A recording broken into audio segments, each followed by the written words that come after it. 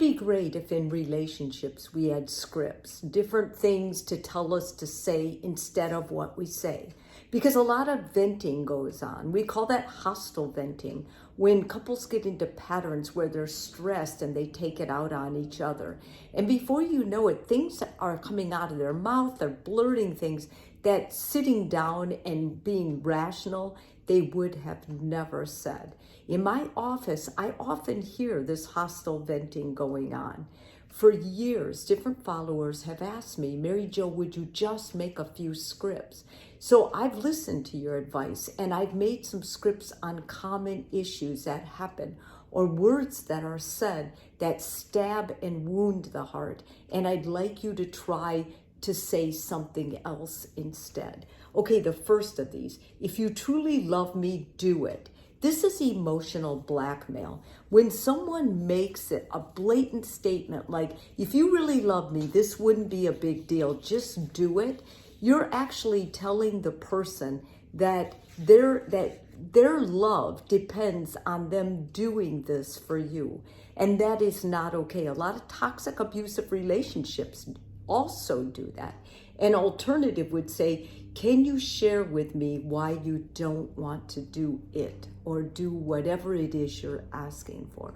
When you ask your partner to share why they don't want to, not only is it going to help you understand your partner, but it's going to calm things down and make your partner feel heard and worthwhile and valued. And that is extremely important in a healthy relationship. Secondly, I wish things were how they used to be. This is basically telling your partner that how it is right now, you're unhappy with, that you wish it could go back to the old ways, that you're losing hope in your partner and the relationship. It makes your partner right away feel defeated. And it also makes them feel like you're not appreciating what they're doing for you in the present, that you've checked out of the present. And if you've checked out in the present, that is not a good place to be, because that means your partner is carrying the burden of the relationship. An alternative statement, we've shared wonderful memories. Since we started this relationship, let's learn from this problem and change for the better.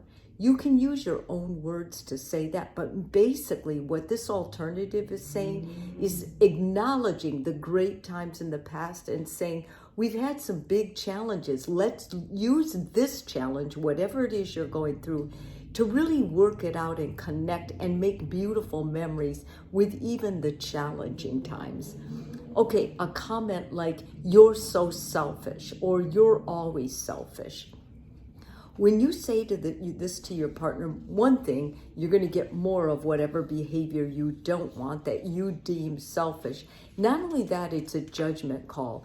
When we call someone an insult or we tell them what they are, then we're basically reiterating to them that this is who they are and this is what you see in the relationship.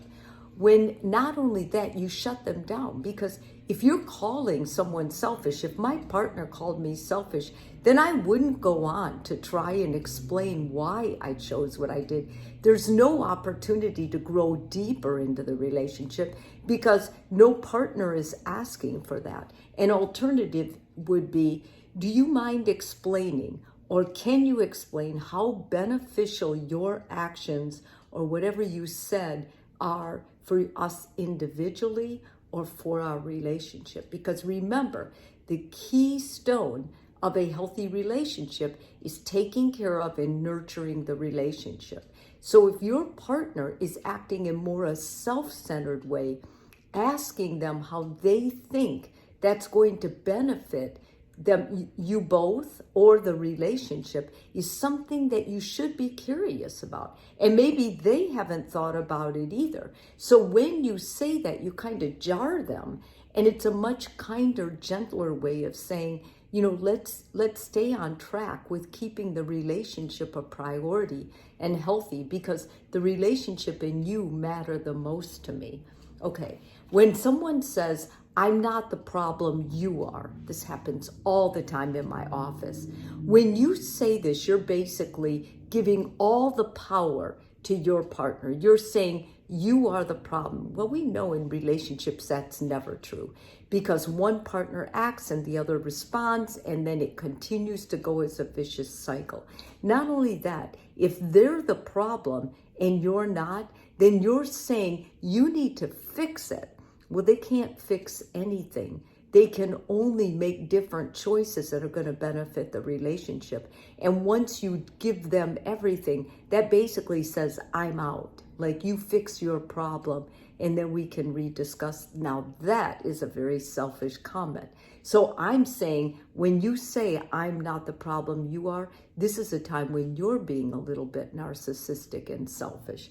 An alternative, we likely caused this problem to happen together. Can we talk about this and do something to make it right? Because when you offer that, and you basically are reverberating that we did this together, we're creating this relationship together, surely we created the problem together, then you're sharing the responsibility for fixing it. When you share the responsibility, there's things you each can do, and that makes it much more balanced, fair, and a loving relationship. And lastly, if you say something like, my ex would never do that, okay, that's an explosive comment. I hope that doesn't come out of your mouth. It means you're comparing your partner to your ex. And not only that, you're focusing on your ex's good parts and your partner's bad parts. And basically, it makes it sound, if I heard that, like you were still thinking that you made a mistake, or you're still thinking of the ex. It's very hurtful to the relationship. And even if at times you felt that way, you would not want to say that to your partner in that tone or those words, because certainly it would cause hurt feelings, a conflict, and a separation in the couple. An alternative would say, let's talk about our shortcomings and figure out how we can work on them together. Okay? Everybody has shortcomings. When you compare, it means you haven't let go of whatever you're comparing it to. When you get into a relationship, that means you have to let go of your whole past, and you have to start anew with this person.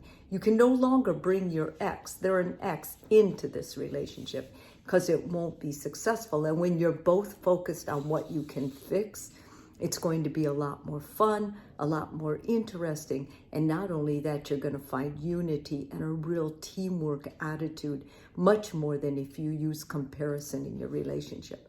Want you all to remember that words can stab. Words can break a relationship. So please think before you talk. And if you can't think, if you've gone beyond that point, take a break. And then ask your partner, can we come back to this? I'm really upset, or whatever you're feeling.